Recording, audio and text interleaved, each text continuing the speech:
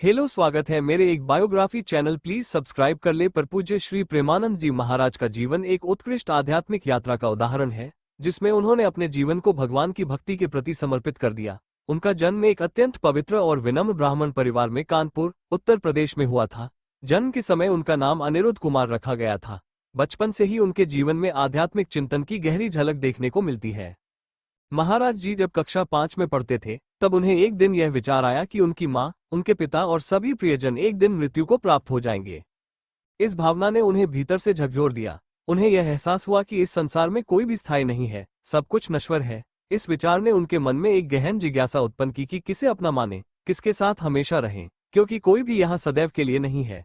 यही विचार उन्हें इस निष्कर्ष पर ले गया कि केवल भगवान ही एकमात्र ऐसे हैं जो हमेशा हमारे साथ रह सकते हैं, चाहे सुख हो या दुख।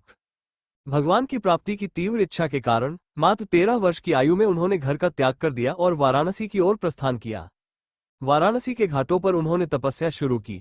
उनके पिता उन्हें मनाने आए, लेकिन महाराज जी ने उनसे कहा कि उन्हें भगवान की प्राप्ति करनी है। उनके पिता ने उन्हें अनुमति दी, लेकिन एक शर्त पर कि वे किसी भी अनुचित या गंदे आचरण में लिप्त नहीं होंगे। महाराज जी ने अपने पिता को वचन दिया कि वे केवल भगवान की प्राप्ति के लिए समर्पित रहेंगे और किसी भी अनुचित कार्य में लिप्त नहीं होंगे। वाराणसी में महाराज जी का जीवन अत्यंत कठिनाई से गुजरा। उन्होंने एक कठोर तपस्या की, जिसमें उनका नित्य नियम था कि वे गंगा नदी में दिन में 3 बार स्नान करते थे और तुलसी घाट पर एक विशाल पीपल के वृक्ष के नीचे ध्यान लगाते थे। भोजन के लिए वे भिक्षा पर निर्भर थे और दिन में केवल एक बार भिक्षा मांगते थे। कई बार उन्हें कई दिनों तक बिना भोजन के ही गंगा जल पीकर ही रहना पड़ता था। उन्होंने किसी भी स्थायी आश्रय का त्याग कर खुले आकाश के नीचे घाटों पर रहने का निर्णय लिया था।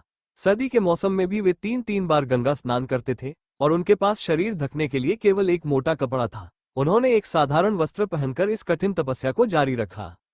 महाराज जी कहते हैं कि भगवान की कृपा से उन्हें कभी कोई बीमारी नहीं हुई। उनके तपस्वी जीवन में सबसे बड़ी कठिनाई तब आई जब उनकी दोनों किडनियां खराब हो गईं। डॉक्टरों ने उन्हें बताया कि उनकी बीमारी पॉलिसिस्टिक किडनी डिजीज है, जिसमें किडनी पर हजारों की संख्या में गांठें बन जाती हैं और यह बीमारी जीन्स में होती है। डॉक्टरों ने उन्हें बताया कि उनके पास जीने के लिए अधिकतम 4 से 5 साल का समय है। इस कष्टमय स्थिति में भी महाराज जी ने भगवान पर अपने विश्वास को बनाए रखा। उनके जीवन का महत्वपूर्ण मोड़ तब आया जब वे वाराणसी से वृंदावन पहुंचे। वृंदावन पहुंचने की प्रेरणा उन्हें भगवान शिव की कृपा से मिली। वाराणसी में एक संत ने उन्हें वृंदावन में होने वाली लीला के बारे में बताया और उन्हें वहां जाने के लिए प्रेरित किया। महाराज जी ने वृंदावन जाने का निर्णय लिया और वहां पहुंचकर उन्होंने भगवान श्री कृष्ण की भक्ति में अपने जीवन को समर्पित कर दिया।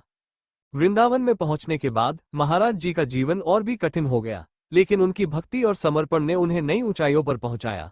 उन्होंने ब्रजमंडल के विभिन्न स्थलों का दर्शन किया और राधा रानी की कृपा से उनके जीवन में एक नया अध्याय प्रारंभ हुआ। ये भी पढ़े, 16 साल का लड़का जिसे सब भगवान कहने लगे। रमन महर्षि की जीवनी। महाराज जी के जीवन में कई उतार चढ़ाव आए, लेकिन उन्होंने हर स्थिति में भगवान पर अपना विश्वास बनाए रखा।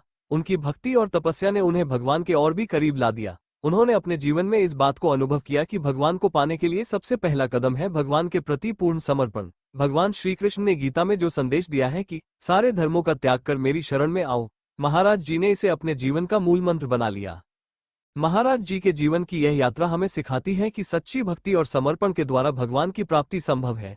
उनके जीवन से यह संदेश मिलता है कि भगवान की कृपा से हर कठिनाई को पार किया जा सकता है और भगवान के प्रति अटूट विश्वास से ही जीवन का सच्चा अर्थ प्राप्त होता है।